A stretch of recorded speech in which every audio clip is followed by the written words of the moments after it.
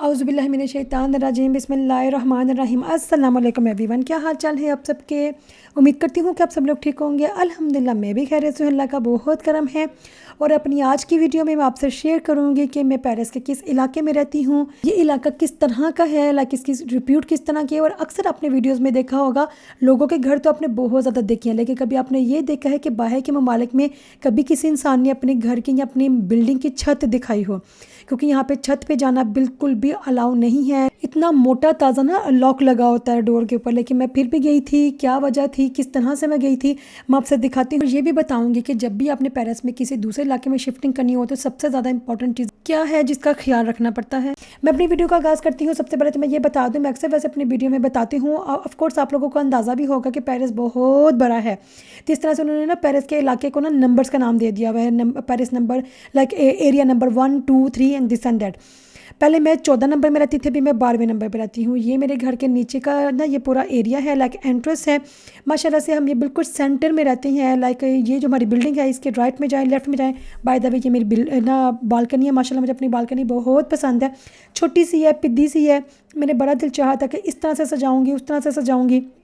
अल्लाह ताला ने थोड़े बहुत मेरे रीज उतार दिए थे अल्हम्दुलिल्लाह, लेकिन बहुत छोटी है, इसलिए इस वजह से जो कुछ मैं चाहती थी वो कुछ हो नहीं सका।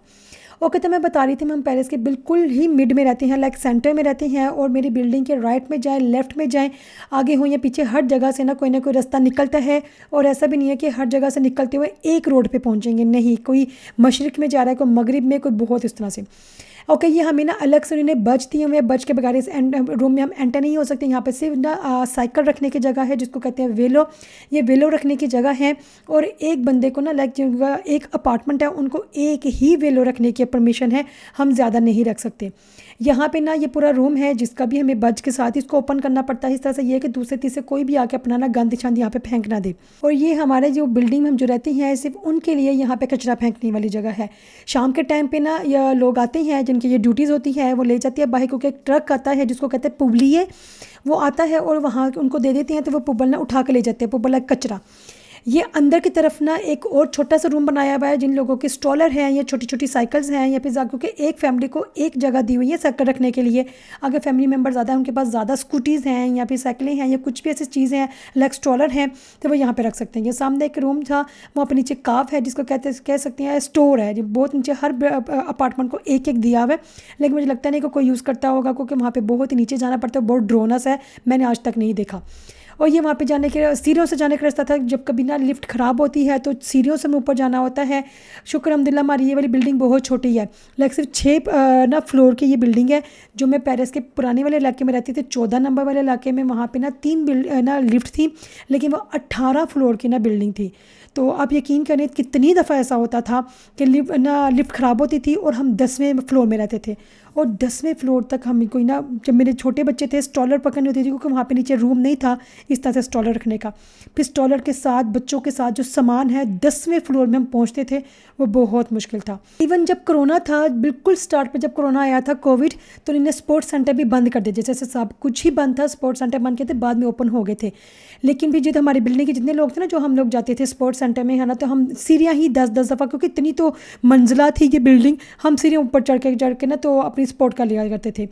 ये ना मेरी बालकनी है, माशाअल्लाह से छोटी सी, अभी मैंने इसको डेकोरेट करना है, सही तरह से कर नहीं सकी, क्योंकि जितना मैंने किया था उसी पे करके मैंने छोड़ दिया।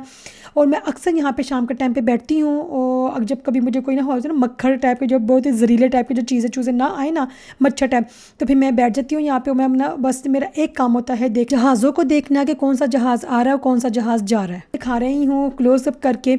ये ना लेफ़्ट साइड है मेरी बिल्डिंग की।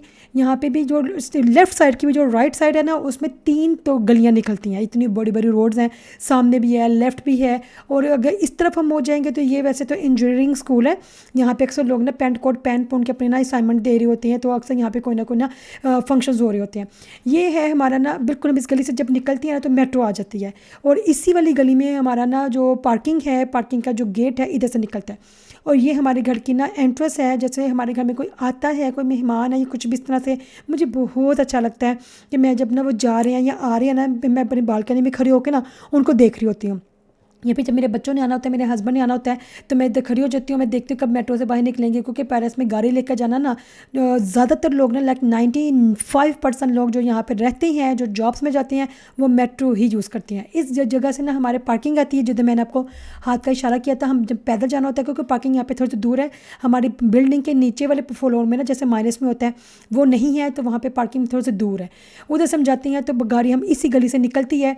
तो अल्हम्दुलिल्लाह से ठीक है, बस थोड़ा सा दूर है, पार्किंग का बस थोड़ा सा मसला है, लेकिन ये इलाका माशाल्लाह से बहुत अच्छा है, क्योंकि बिल्कुल सेंटर पे है। हमने जिस डॉक्टर के पास जाना है, कोई मॉल में जाना है, कोई चीज़ लेनी है, कोई भी अपॉइंटमेंट हो, हमारी बिल्कुल ही हम पास पास मिल जाती है, वरना हम किसी दूसरे तीसरे इलाके में हो, स्पेशली अगर मैं जब पुराने वाले इलाके में रहती थी, तो हमें जिधर भी जाना होता था ना, तो 25 मिनट, 30 मिनट, 45 मिनट, इवन मेरे हस्बैंड का जो ऑफिस था, डेली बेसिस पे वो 45 से 50 मिनट का सफ़र करते थे। मेट्रो का 2-3 मेट्रो चेंज करनी पड़ती थी, और इस वाले घर से उनको सिर्फ 2 ही मेट्रो चेंज करनी पड़ती है, लेकिन 25 से 30 मिनट का भी अभी फ़िलहाल वो भी रास्ता, लेकिन हमें ये कुछ ना मैटर नहीं करता। और ये हम जा रहे हैं अपने बिल्डिंग के ऊपर छत वाली जगह पे।